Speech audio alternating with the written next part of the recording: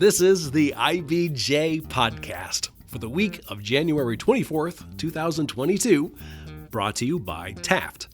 I'm your host, Mason King. Welcome back to the podcast, everybody. I was just thinking that after nearly 200 episodes of the IBJ Podcast, this is as close as we've come to a guest who needs no introduction, Tom Griswold. He has been on a first-name basis with Central Indiana for nearly 40 years. You know him as co-founder of the Bob and Tom Morning Show on Q95, which today is heard in about 100 radio markets across the country. The show has won 5 Marconi Awards and generated more than 50 comedy albums. In 2015, Tom and co-founder Bob Kavoyan were inducted into the National Radio Hall of Fame. But you know all that. That said, there are a few other things about Tom that will be helpful to know for today's podcast. If you haven't listened recently, you might not know that Bob retired in late 2015.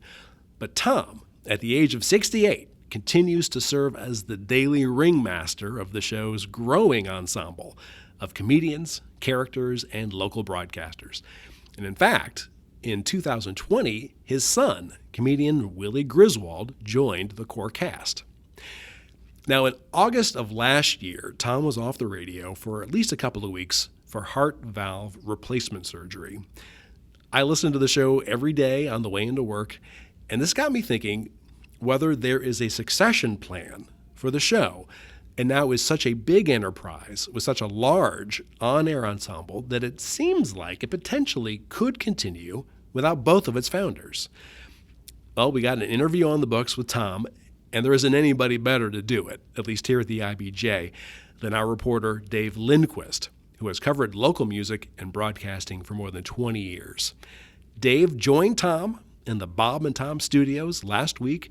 They cover a lot of ground, including how the show is leaning into digital formats, how its staff continues to grow, what Tom thinks about his longtime coworkers, and what he thinks about the show potentially continuing without him. So, here's their conversation. Hi, it's Dave Lindquist here with Hall of Fame broadcaster Tom Griswold at the studios of the Bob and Tom Show.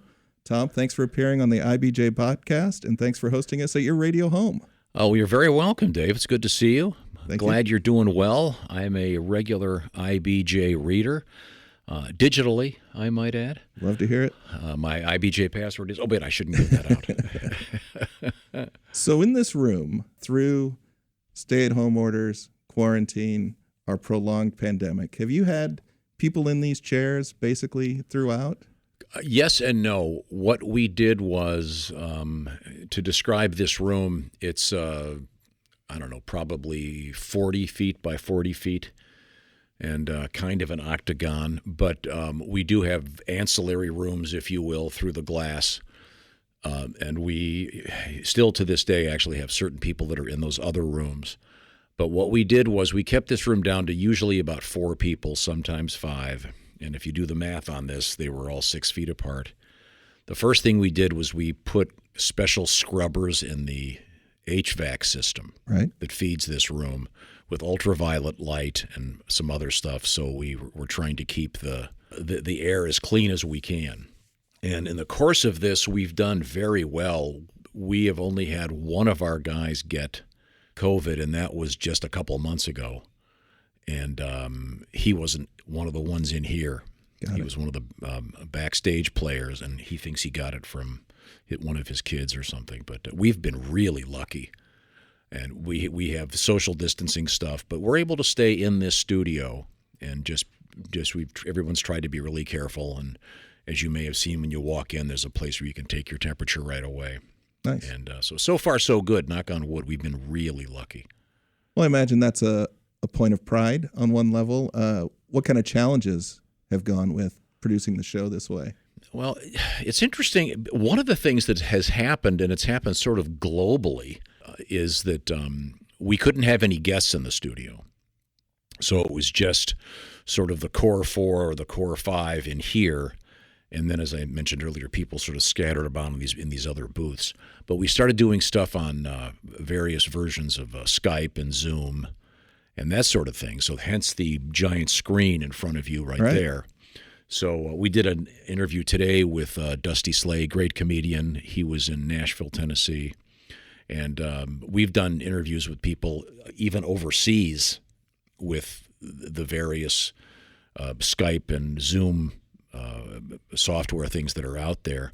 And that technology, fortunately, had arrived pretty much just a few years ago, where it's to the point where you can be doing it in real time.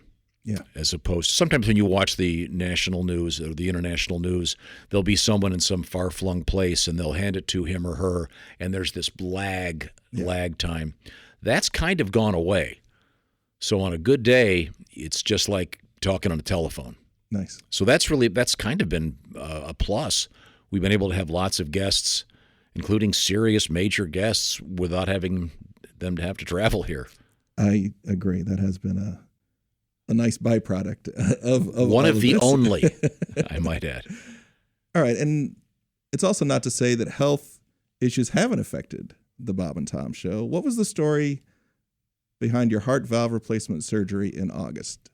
Oh, I just went to my regular family doctor in July, and he listened to my heart for about 30 seconds, and he said, yeah, you've got a problem. You need to go, do you know a cardiologist? And I do. I called him up, and they got me in the next day. And I had a mitral valve issue that they were able to spot immediately. Then I had to do a handful of tests, but I remember they decided they were going to do this surgery, and I had planned my first vacation in more than a year. Okay, sure. And the guy goes, look, as long as you're going to be fine, as long as don't get too hot. Where are you going? And I went to the Bahamas. So I was a little bit, a little bit concerned when I was there. But what happened was I had great physicians, just tremendous, and a brilliant surgeon. And once they put me under, they were originally planning on doing a procedure where they go in from the side, and they can do it all. I mean, it's miraculous that they can do it at all, but they can do what they want to do without having to open up your chest. However, once they opened me up, once they put me under, they did something, I believe it was called an echo test, and they realized that I had some pretty serious issues they needed to deal with that they had to access by doing open heart surgery. Goodness. Which I didn't know when I woke up. They went, oh, by the way, wow, be calm. Don't pull these things out of your neck, your stomach, and your side. But they opened me up, and they repaired a couple things, and then they make a valve out of cow heart tissue. They put that in, and they fix the other one. So I'm good as new, if not better, and I'm feeling great now. But I didn't know I had a problem, and it turns out that my sister, who's older than I am, had the same surgery. Okay. Which I knew that she'd had open heart surgery. I didn't know that it was a congenital thing. And then one of my brothers had to have it, and then my other brother has had a different surgery himself. So we all have. It turns out we all have sort of a congenital heart issue, but now it's been fixed. Wow, that's 4 for 4, huh? Everybody, all the siblings. Yeah, 4 for 4. And it's. I will say this: the recovery was a little tougher than I thought. Going in, I thought I'd miss a week of work because and that was going to be a slightly less invasive surgery. But once they do the open heart, it's a rough recovery. Yeah. Well worth it, I might add. But the first few weeks are extraordinarily difficult. Okay, not to be grim, but if the procedure would not have had a successful resolution, what happens to the Bob and Tom Show? My participation would be diminished. Severely limited, yes. I think that they could carry on. As it happens now, we have the show's core now includes, funny enough, my son Willie, who's a stand-up comedian. He was living in Chicago, and when this started, he started sort of being a correspondent when the whole COVID thing kicked in. And eventually it just became clear that he wasn't going to be able to. Stand-up comedy shut down there for whatever it was, a year. So he came down here, and he fit right in. And it was nice to get his perspective on things because he doesn't think the way I do, and his knowledge of life is vastly different than mine. coming from a different generation. So that added a nice touch of youth. And one of the things that we have done over the last 5+ years is we've got a sort of a bigger depth chart here. I know a lot of businesses had to cut back during COVID. We've actually added 4 full-time employees. So we have more people working here now than we did 2 years ago. In fact, we just hired somebody else 2 weeks ago. I mean, for anything that's lasted more than 35 years, it's somewhat unusual for a renaissance to come along. But these changes that you've been talking about are noteworthy. Aside from the pandemic, were other things influencing those decisions? Oh, sure. One of the things about this, and I'm sure it's pretty much in some ways the same as what you do. I mean, everybody has to, as the parlance goes, navigate what's happening. And in television and radio and in newspapers, things are a lot different than they were 20 years ago, even 10 years ago, even 5 years ago.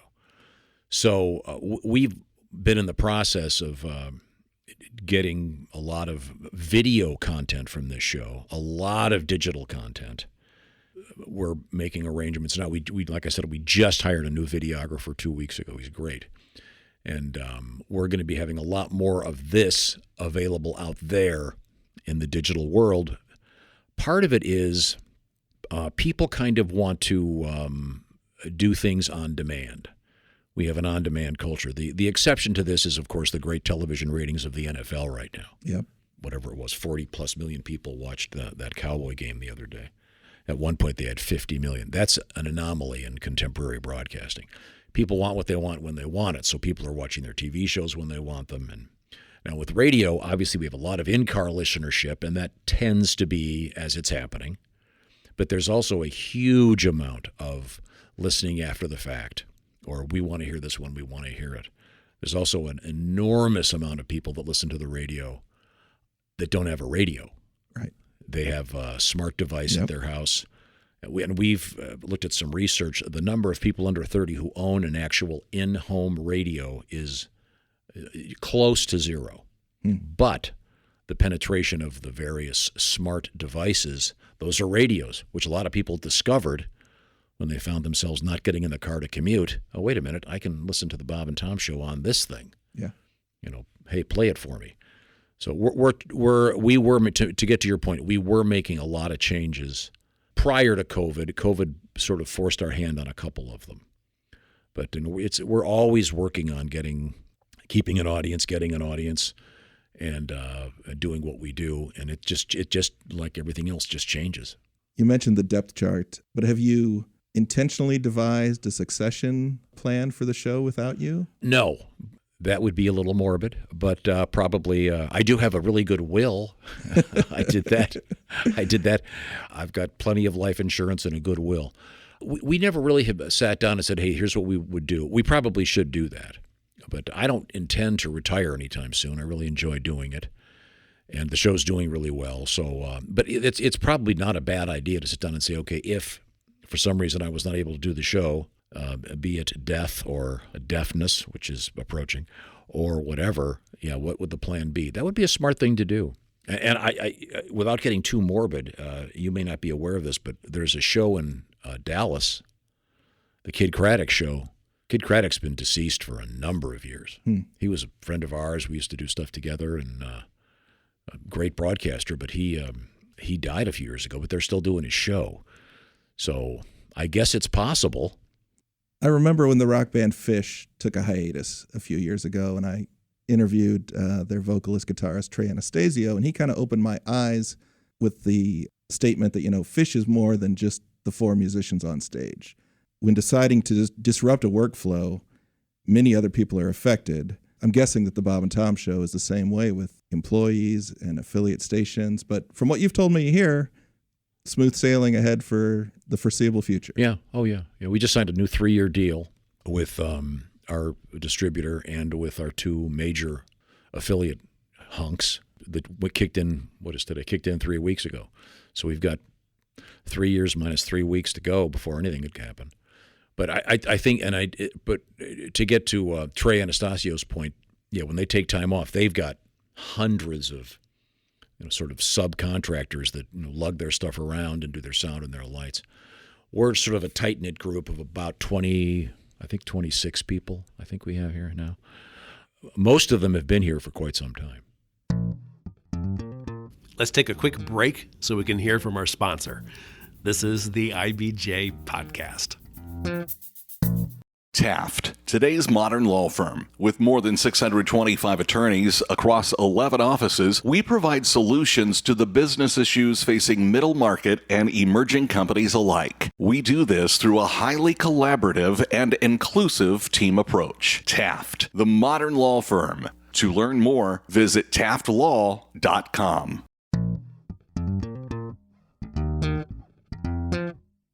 All right, we're back with this week's edition of the IBJ Podcast.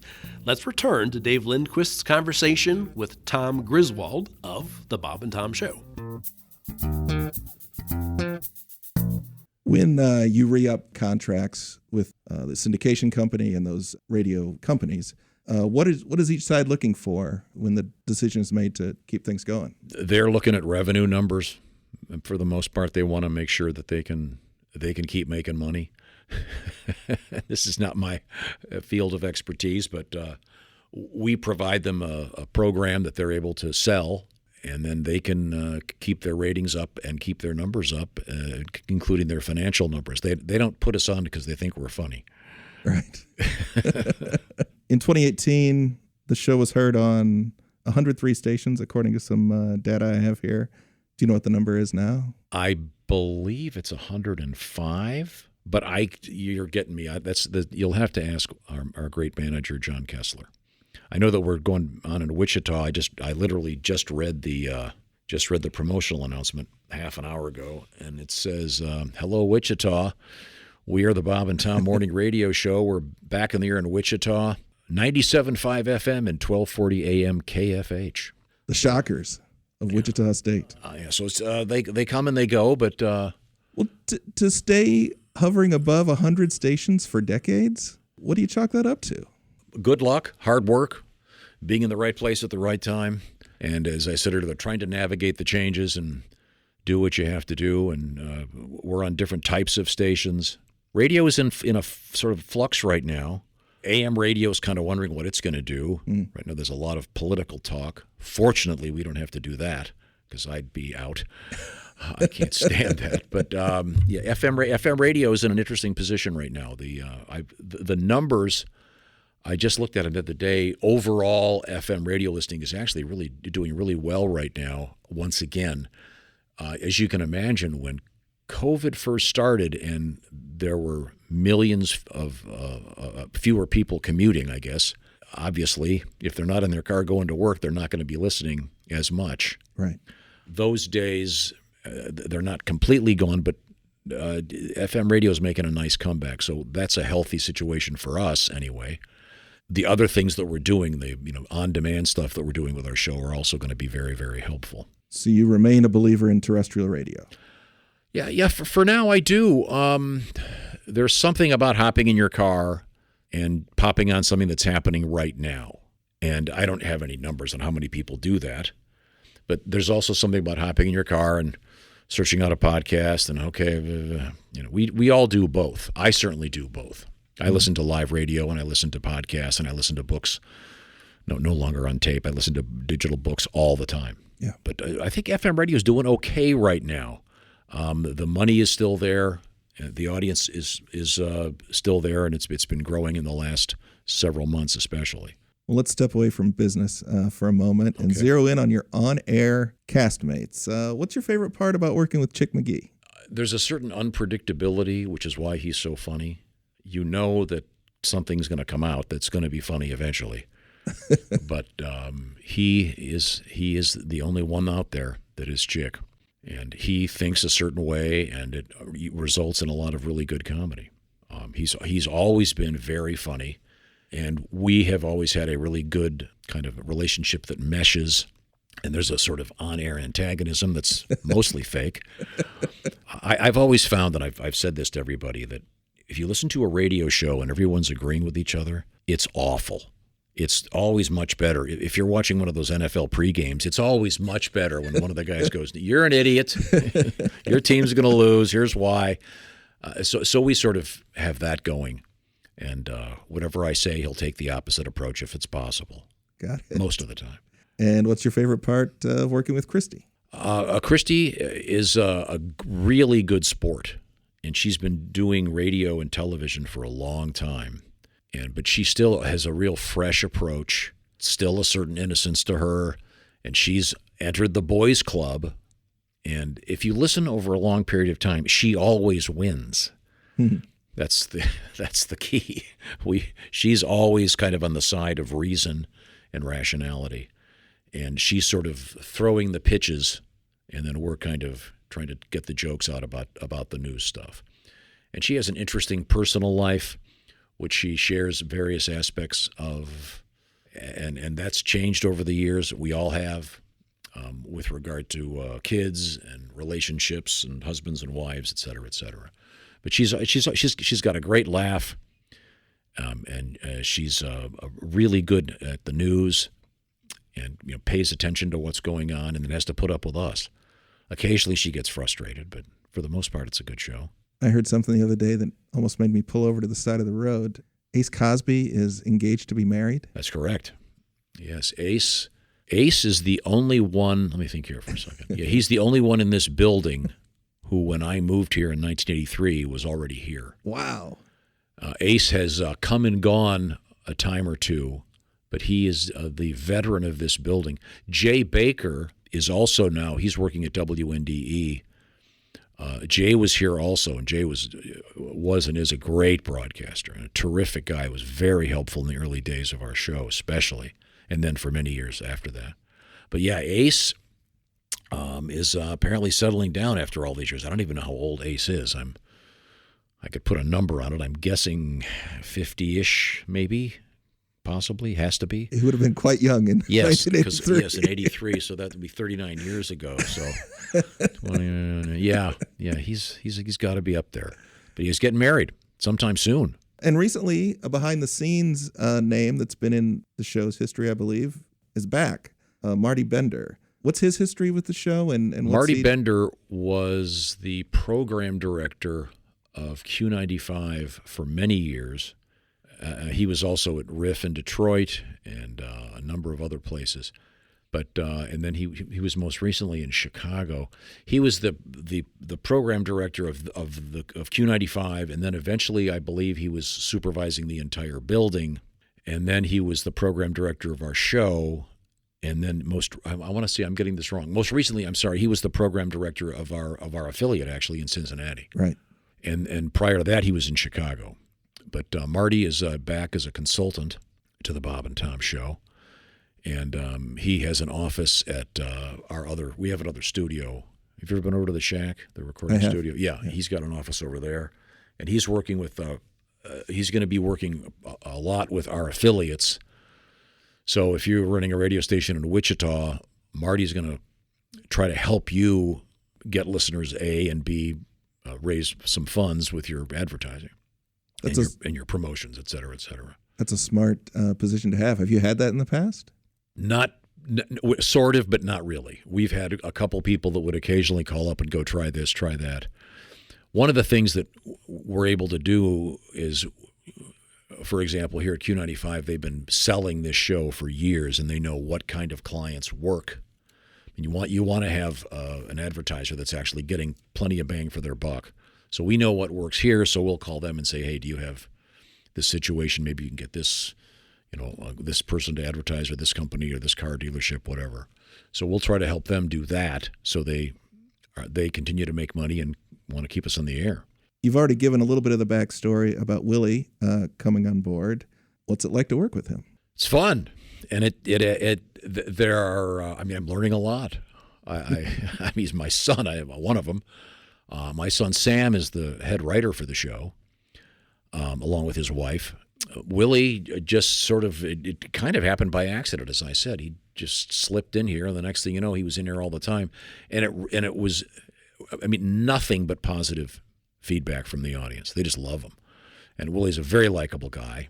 He was the president of his class in high school, and has been working as a stand-up comedian. And this is a different thing than stand-up. It's a much longer form, and it's fresh every day. You don't get to hone every joke and get it perfectly. You're throwing a lot of stuff out there, but he's very good at it, and working with him is fun. We have our disagreements both on and off the air. His political correctness sometimes I think gets in the way of some high quality jokes, but he's doing great. I can see a sitcom being crafted from these. Oh, absolutely. Clash of generations. Yeah, if you ever watch those episodes of WKRP, that show is really accurate. Sure. And the guy that created that show, I think his name was Hugh Wilson. He was a radio guy, and the famous turkey thing actually happened in real life. But the Herb Tarlick character as the sales guy is just dead on, and a lot of that stuff it just seems so real to me. Now, would Willie and Sam, would they be in the room like when they were youngsters? It's interesting.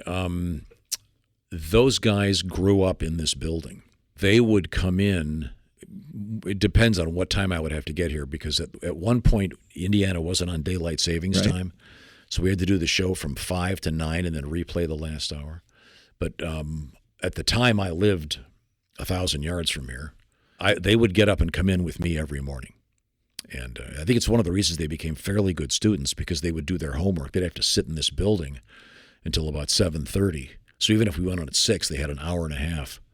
But they were in here all the time. And then we had one of the guys that was here would just take them into school for me. Got it. Because at the time, for the most of that time, their mother lived in Miami, and they lived here with me. So they literally grew up in this building. So we glossed over some fuzzy math with Ace's age. I believe you're 68. Yeah. What about Sam and Willie? Do you know how old are those guys? Willie's 28, and Sam is 31. Maybe, okay. 32. Yeah. Wait a minute. Sam's 32. Okay. So this on-air youth movement also includes some other cast members. Have you seen that translate into audience members who are younger? We've done real well, and it's hard to say if there's a direct relationship, but I think there is. Josh is significantly younger than Chick and I, and that really helps. I'll give this analogy.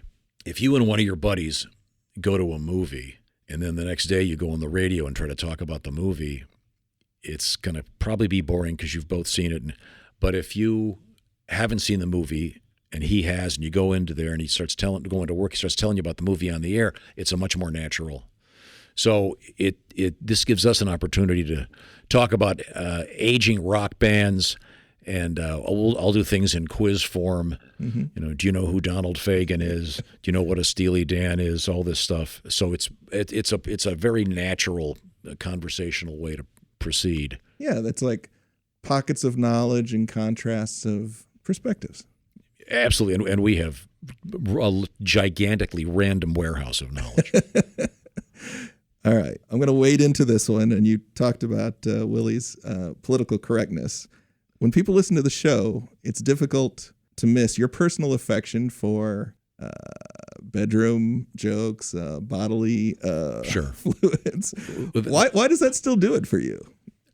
Here's part of it. The issue is commonality. There was a time when water cooler talk would be about whatever the television show, Friends, or whatever the show might be, The Office, whatever it might be. Those days are gone. Yeah. And there is so little commonality.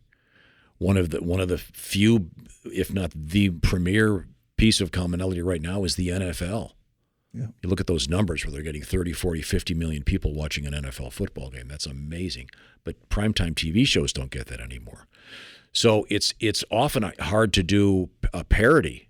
I'll give an even better example. You talk to a voice guy like Frank Caliendo. Yeah. And I remember going to see Frank in Las Vegas. We did a promotional thing with Frank Caliendo, and he's a friend and has a great show. But he's up there in Las Vegas on stage, and I looked around, and it would appear that half the audience was from Japan. So if he's up there doing a killer impression of Jim Rome, they're not going to get it. Jim Rome is an American sports broadcaster. Right. I can remember the two biggest laughs he got that night were Arnold Schwarzenegger and Robin Williams, because they were such international stars. Yeah. But on a less global scale, finding stuff that you can all relate to, that everybody knows about, can be tough. Yeah. That's why we spend a lot of time when we do our news stuff. And I'm famous for this, over-introducing the making sure everyone kind of knows what we're talking about. Because if your references become too obscure, no one's going to get it. So again, to me, it's all commonality. And I don't like to do political stuff, and that was just everywhere for the last several years, and I'm so tired of it. Yeah. And because we didn't do it, we'd get a lot of mail going, "Hey, thanks for not talking about politics. I'm sick of hearing about it." Yeah. You know, I have thought about Frank in recent weeks and months, but it was really a double whammy of upheaval in his career for both John Gruden and John Madden. Gruden. Yeah. Not that John Gruden is not dead, but certainly. Well, yeah, he's probably. I compared it to Vaughn Meter. No, I'm getting the look from you, Vaughn Meter. Vaughn Meter. This is worth looking up. Some of your folks that are my age that listen, if they do, will know. Vaughn Meter had what was the largest selling comedy album in history. In fact, it was the largest selling recording in history in 1961 and 2. It was called The First Family, and he did just a great John F. Kennedy impression. Oh, okay. And famously, on November 22nd, 1963, that career ended. And Lenny Bruce made a famous joke about Vaughn Meter a couple days later. And there's a terrific podcast from a guy named Mo Rocca. Yeah. A terrific podcast. If you're listening to this, do me a favor, write this down and listen to it. It's called Mo-bituaries, M-O, Mo-bituaries. And he tells the story of Vaughn Meter, and it's fantastic. It's a great story. Yeah. This guy's, he was in a taxi cab, I think in Milwaukee or somewhere, and gets in the cab, and the guy goes, "Hey, I guess your career's over." "What?" "Yeah, Kennedy was killed this afternoon." But fortunately, Frank has dozens of other voices he can do. But but it just does get back to commonality. I can remember years ago saying to Kevin Pollak, who's a terrific comedian, I said to Kevin Pollak, "Hey, look, with Johnny Carson and all these guys dying that you do, what are you going to do?" And that's when he broke out. The guy from he did the watch scene with the watch hidden. Christopher Walken. The Christopher Walken impression, yeah. And that's now iconic. A generation old. Yeah, well, yeah. So, yeah, for a guy like Frank trying to come up with something, and then you've got to come up with a character everyone knows who it is, and that's tougher and tougher and tougher. All right. There was one business question that I didn't get to that I wanted to ask you. How does ownership of the Bob and Tom show work? Are you the sole owner? Yeah. Okay. Yeah, I own it. Bob and I came to an agreement. Bob, when he wanted to retire, and we came to a very friendly agreement. And the advantage of owning it is a simple one, and I think anyone who owns a small business will agree with me. If you're the sole owner, you can do things your way. Now, the problem with that is if you're an idiot, things can go wrong. The beauty of it is, though, I don't have to call up someone in Los Angeles and say, "Hey, look, we need a videographer," and then go through all the rigmarole of getting them their health insurance. We just do it. Got it. So it's just a small business, and if I want to add to the staff, it's my decision, for better or for worse. So far, so good. But it does, in a way, it does simplify things. Got it. I did not own it when Bob was here. And it was a different arrangement. But when all that sort of transpired, it was just the timing was just perfect to go, "How about if we take this over and you pay us a fee and we'll take care of everything else?" So we rent the space, we pay the people, and I have a really good attorney, which is very helpful, and a really good manager, which is also helpful. Nice. Well, part of what you were saying reminded me of the difference between being a solo singer-songwriter and having a band. Sure. And years go by and some of your band members leave, and then it gets messy, and people are saying that it's not really Journey because it's not Steve Perry anymore. And sure. Yeah, that'll happen. March 2023. That's a landmark anniversary, 40 years. Oh, yeah. Any plans to commemorate that? I don't know. I haven't thought ahead that much. The one thing about doing this is you've got a new show every day, and it's just so hard to keep up and not be repeating yourself too much. So I haven't really thought ahead to March of next year, but I suppose we'll probably do something. I don't want to underscore the fact that we're that old. It's pretty rarefied air, though. Not a lot of shows have that kind of. Yeah, we've been very lucky, and we've made some smart moves. I mean, we've made some dumb ones, but we've for the most part made some pretty decent smart moves, and we're sticking around, and things are going well. So I hope we can keep going. And as you suggested earlier, it may be time to structure a post-Tom plan, so we can keep these people all working. No rush. No rush. Thanks a million, Tom. This has really been a treat. My thanks again to Dave Lindquist and Tom Griswold. Now, folks, before you get on with the rest of your week, there are a few stories in the latest issue of IBJ I want to draw to your attention. First up, Hoosiers might have the chance to shop without paying sales tax for a couple of weeks this summer. Emily Ketterer dives into the proposal from a key Republican state senator. Also in this week's issue, Susan Orr previews the upcoming jury trial for the former president and the former chief financial officer of the now-defunct trucking firm Celadon Group. Both men were charged in December 2019 on multiple counts of fraud. And John Russell has compiled an authoritative list of the largest philanthropic gifts in Indiana for 2021, the donors, the recipients, and what the money is supposed to cover. You can read these stories in the latest print edition of IBJ or online at IBJ.com. It's a little easier said than done, but I can guarantee you access if you're a subscriber.